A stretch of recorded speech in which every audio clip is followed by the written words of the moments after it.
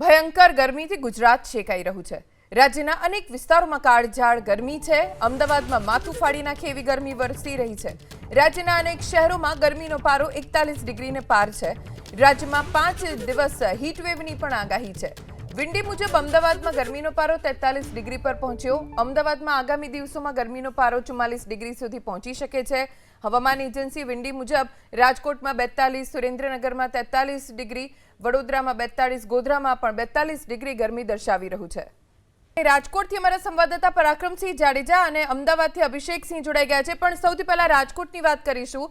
પરાક્રમ, રાજકોટના હાલ કેવા થયા છે આકરી ગરમીના કારણે?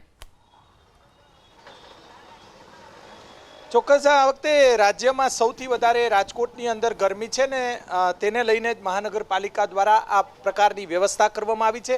રાજકોટના ત્રિકોણબાગ ખાતે કે જ્યાં સૌથી વધારે સિટી બસના જે લોકોની ભારે ભીડ હોય છે, અવર જવર માટે મુખ્ય બસ સ્ટેન્ડ આવેલું છે, ત્યાં ગ્રીન નેટ અને ફુવારાની ખાસ કરીને ઇતિહાસમાં પહેલી વખત આ રીતે ત્રિકોણબાગ ખાતે વ્યવસ્થાઓ કરવામાં આવી છે।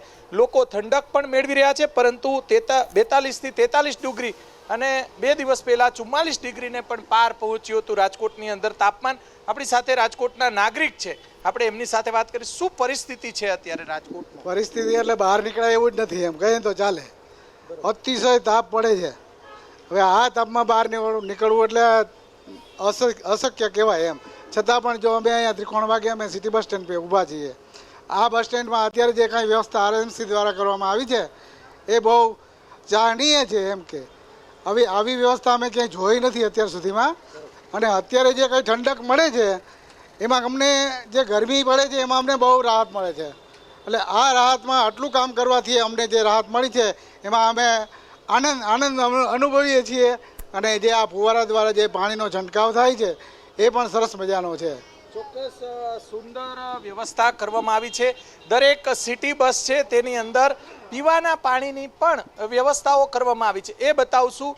ખાસ કરીને પીવાના પાણીની વ્યવસ્થા રાજકોટની અંદર કરવામાં આવી છે। જોઈ શકાય છે કે દરેક સિટી બસની અંદર જગ પાણીના મૂકવામાં આવ્યા છે, કેમ કે લોકોને 10-10, 15-15 મિનિટે પાણી પીવાની ફરજ પડે છે। એટલો બધો તાપ છે। અત્યારે લોકો છાંયે ઊભા છે, ગ્રીન નેટની નીચે ઊભા છે।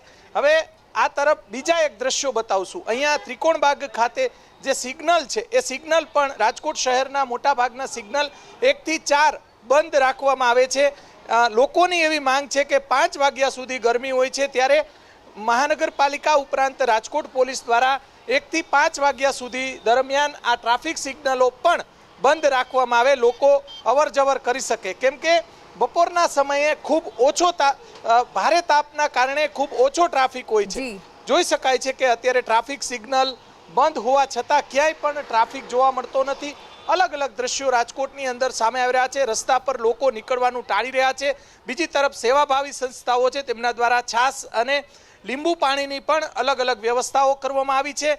મહાનગરપાલિકા દ્વારા પણ ORSની વ્યવસ્થા, સાથે સાથે પીવાના પાણીની વ્યવસ્થા અને ગ્રીન નેટ અને ફુવારાની આ વખતે વ્યવસ્થાઓ કરવામાં આવી છે। રાજકોટની અંદર રાજ્યમાં સૌથી વધારે તાપમાન નોંધાઈ રહ્યું છે। સૌરાષ્ટ્રના સુરેન્દ્રનગર અને રાજકોટમાં તાપમાન 42 થી 43 ડિગ્રી સુધી જોવા મળી રહ્યું છે અને સતત તાપમાનમાં વધારો થઈ રહ્યો છે। જી પરાક્રમ, આભાર જાણકારી આપવા માટે।